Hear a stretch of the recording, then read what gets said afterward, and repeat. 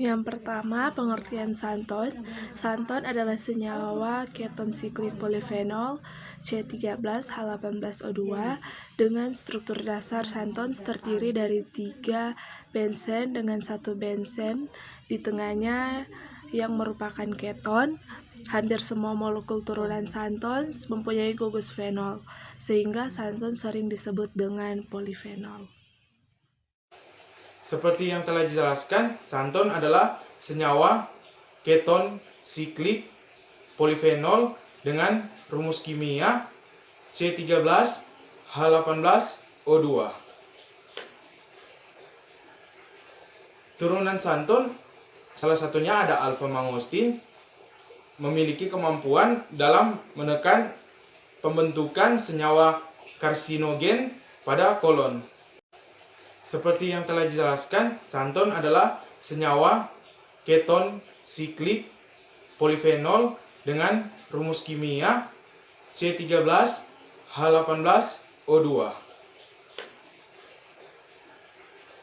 Turunan santon salah satunya ada alpha-mangostin, memiliki kemampuan dalam menekan pembentukan senyawa karsinogen pada kolon. Seperti pada gambar di samping saya, jadi turunan santon itu ada alpha-mangostin, ada 9-hydrokalabaksanton, ada gartanin, ada beta-mangostin, ada 3-isomangostin, ada 8-desooksigartanin, dan terakhir ada santon.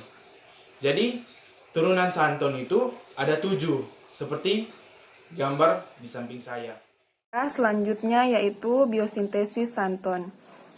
Para ahli telah mengusulkan ada 2 proses yang berbeda yang terlibat dalam proses biosintesis santon, yaitu yang pertama jalur asetat polimalonik. Menurut MC Master, sintesis dari beberapa santon pada tanaman tingkat rendah seperti mikroorganisme dan lumut diturunkan dari 7 unit asetat. Observasi ini kemudian dibuktikan lebih lanjut oleh Birch pada tahun 1976. Birch mengusulkan mekanisme biosintetik rafelenin dari Helminothosporium ravenelli dan kemudian mengilustrasikan polimalonik asetat. Dalam mekanisme biosintesis dari rafelenin ini, benzofenon terlibat sebagai perantara. Jadi bisa dilihat di gambar adalah biosintesis dari santon berdasarkan jalur asetat polimalonik. Baiklah, saya akan menyambungkan apa yang telah dibahas tadi. Yang kedua yaitu jalur asam sikimat. Hal ini diyakini bahwa pola oksigenasi dari semua eksanton pada tumbuhan tingkat tinggi dibentuk oleh jalur yang dikenal sebagai jalur asetat dicampur sikimat. Dalam jalur cincin asetat dicampur sikimat, cincin A dengan cincin C sama dengan O berasal dari jalur asam sikimat, sedangkan cincin B dari asam malonat poliketida. Kedua cincin A dan cincin B kemudian mengembung untuk membentuk benzofenon seperti intermediat. Intermediat yang terbentuk bereaksi secara intramolekuler menghasilkan eksanton. Sintesis santon. A. Metode klasik Grover, Shah, dan Shah. Yang pertama, yang diketahui sintesis kimia santon diciptakan oleh Konstanecki pada tahun 1892, dan jalur ini dikenal sebagai metode Michael Konstanecki. Dalam metode ini, campuran molar dari asam salisilat polifenol dan dipanaskan oleh agen dehidrasi seperti anhidrida asetat atau seng klorida. Namun, hal ini menghasilkan hidroksisanton sederhana. Selain itu, kemungkinan autokondensasi karboksilasi dan banyak reaksi samping yang lain juga kelemahan metode sintesis ini. Pada gambar 2.3, turunan benzofenon menengah terlibat dalam siklisasi melalui proses dehidratif atau oksidatif yang menghasilkan santon yang sederhana. Keuntungan dari metode ini adalah bahwa sintesis dimodifikasi oleh suhu sehingga reaksi yang dibutuhkan sangat rendah. Meskipun demikian, masih ada sejumlah keterbatasan dalam metode ini. Ketika hidroquinon resorcinol atau pyrogalol digunakan sebagai polifenol dalam reaksi, hasil yang diperoleh tidak sesuai. Selain itu, tidak ada promosi langsung siklisasi dalam metode ini, meskipun pembentukan benzofenon menengah harus terjadi dalam mekanisme. Kemudian, pada sintesis santon, ada juga metode Ullmann.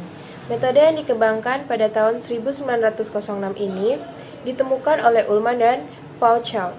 Mereka mengusulkan bahwa kondensasi fenol dan ortoasam klorobenzenoik mengarah pada pembentukan 2-penosibenzenoik asam.